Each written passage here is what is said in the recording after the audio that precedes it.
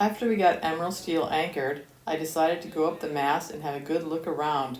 The water was so clear I could see every coral head, and we wanted to make sure we had 360-degree clearance in case the wind should shift. From up here, I could see the pearl farms and the little town with a small dock where we could tie up our dinghy, and the general layout of the lagoon. It was a truly beautiful sight. Okay, we just came to shore in Ahe, the atoll in Tuamotus, and it is unbelievably beautiful. The water is super clear. We haven't went diving yet because it's really windy out by our boat, but I have a feeling we're going to come in here and dive. Although the lagoon is very large, there are only a few tiny settlements, and when cruisers come in, it's a big deal. You can't go incognito. Every one of the islanders knows within a very short time that there are foreigners in town. These atolls are just as you always imagined a South Sea paradise would be. Crystal clear water with varying shades of dark sapphire blue to emerald green.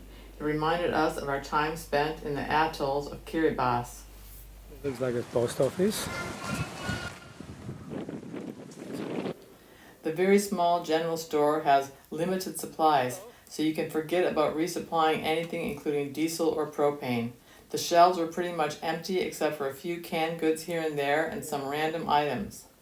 All the fruits and vegetables that they grow there are for the islanders' own usage, although they may give to cruisers as a gift or for trading something that they need.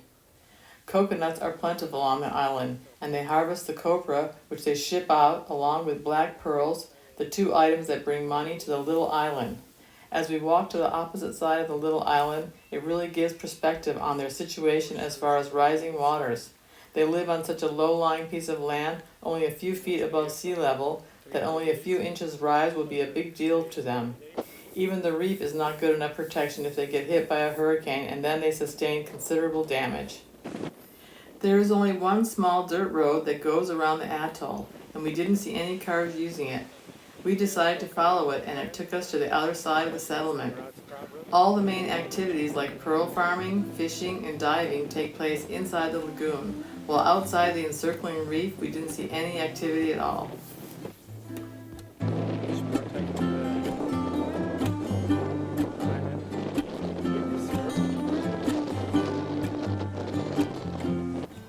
There are several passes that go from the ocean into the lagoon, but most are dry at low tide. Usually there is only one or two that are deep enough to be constantly navigable.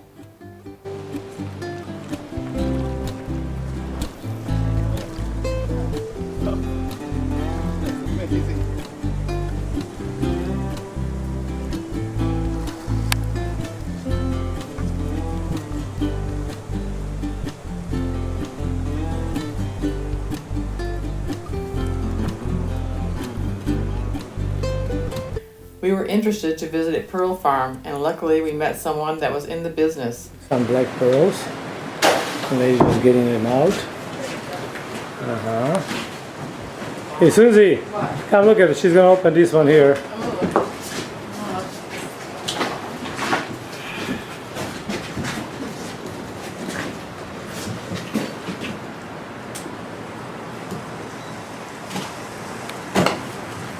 Very carefully.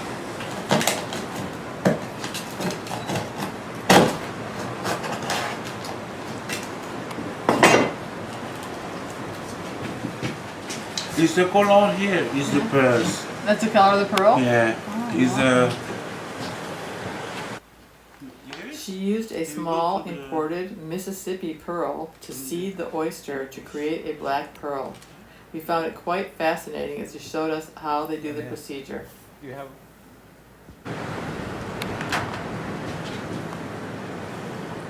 have black Mississippi. Mississippi. Is the Mississippi. Is the production is the pearls. It's not plastic. It's on here. Yeah, no. It's unfinished. While the pearl shack was very rickety and run down, the view into the lagoon was quite hard to beat.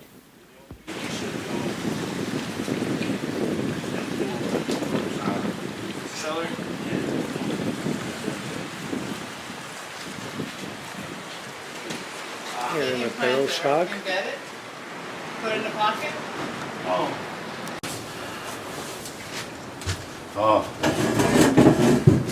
the gold mine.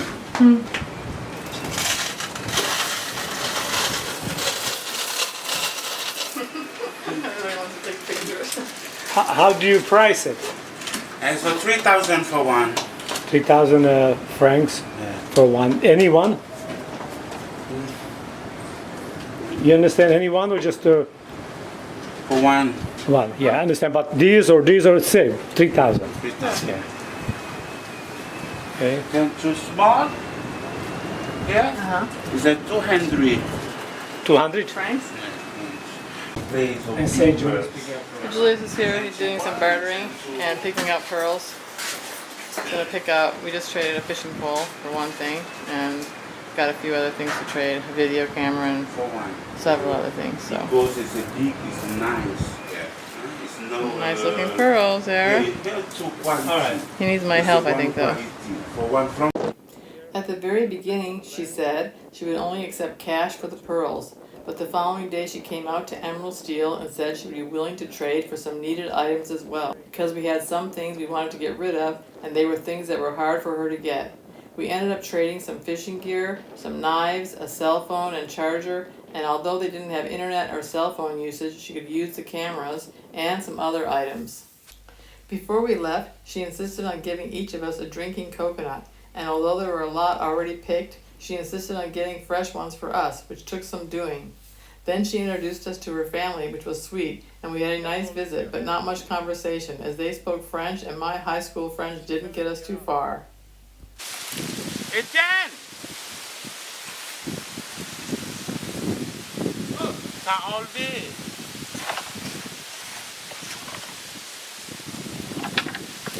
T'as enlevé le hareng.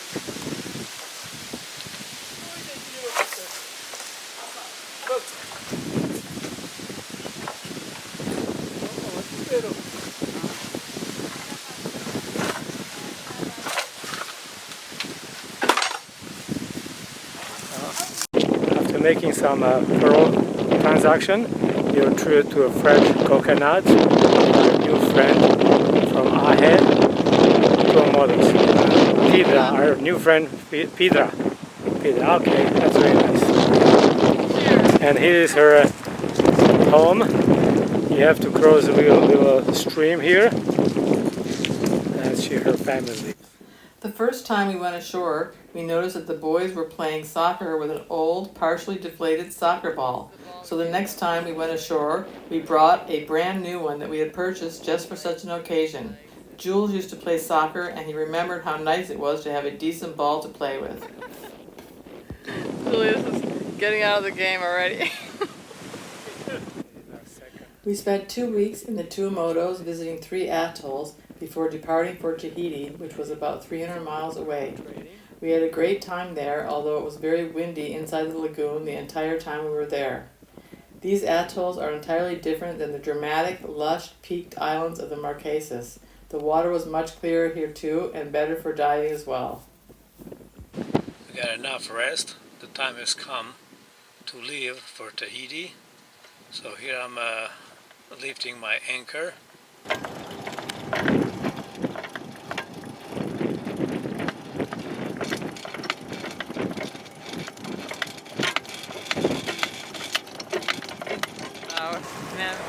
Jules checking out his little GPS.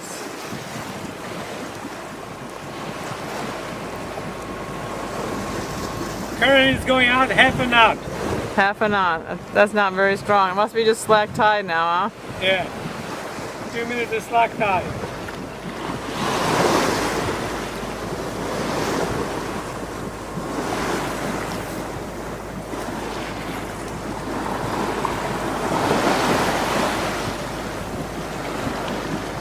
And we're shooting out the pass.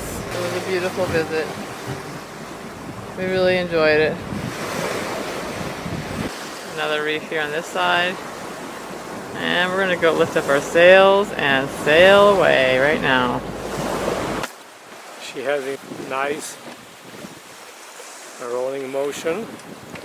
It's not very fast, not jerky. But as she goes up the wave and then down the wave, it's got a nice motion. let you sleep nice. We're going dead downwind. So here's Chef Susan. So what you gonna make it for dinner today? Cabbage noodles. And I cut up some onions and cabbage and a couple tablespoons of oil. I fried it in the pan here. It's just pretty much done right now. I like to brown a little bit. Should be done soon. And I made some bacon bits. I'm going to add that here. Okay, so this is almost ready. And now I cook a little bit more. I'm going to make my homemade pasta. I've already got my dough ready. Yes, we're still rocking and rolling. That's how it is when you go downwind. Okay, I'll start rolling this out. See, I've rolled it out as thin as I can and have a light dusting of flour on it. Now you try to roll it out so it's pretty thin. You want your noodles to be pretty thin. And these are called lechki. They're little square noodles, so I'm going to cut them. And I put them in boiling, a little bit of salt in the water, boiling salt in water. And then I will, when they're done, I will mix them with my cabbage, and Liz and I will be eating cabbage noodles out here at Middle of the Pacific tonight. Alright. My pasta is ready. My water is boiling. I'll put them in the pot now. Get it on there pretty quick and then give it a good stir to make sure they get separated. Make sure the water stays in a nice rolling boil. After it's done, we'll put it together and let you have a look. Alright. Okay, got my finished pasta here. I'm going to pour it in, mix it together. Anyways, mix it together. Add a little fresh ground pepper, touch of salt, dig in. And it's a very tasty, fresh pasta, cabbage, bacon, onions. and onions noodle dish. Alright, I know for sure we will enjoy it. Bon appetit! Here we go with another beautiful sunset right about by the Tuamotus here. We are probably about 12 miles from Rangiroa and 220 miles from Tahiti. Had a beautiful day of sailing. All of our sails out, full sails, about 5 to 5.5 knots all day long. Hopefully the wind's going to stay all night, and we're going to make some good time towards Papeete. So there in the distance is beautiful Moorea, and in our next video we'll be sharing our time in magical Tahiti. I hope you enjoyed the video, and if you did, don't forget to leave a comment and a thumb up. We love hearing from all of you, and as always, we'd like to thank all of our supporters on Patreon and PayPal. We really appreciate your support, guys, and we will see you all next time. Bye-bye.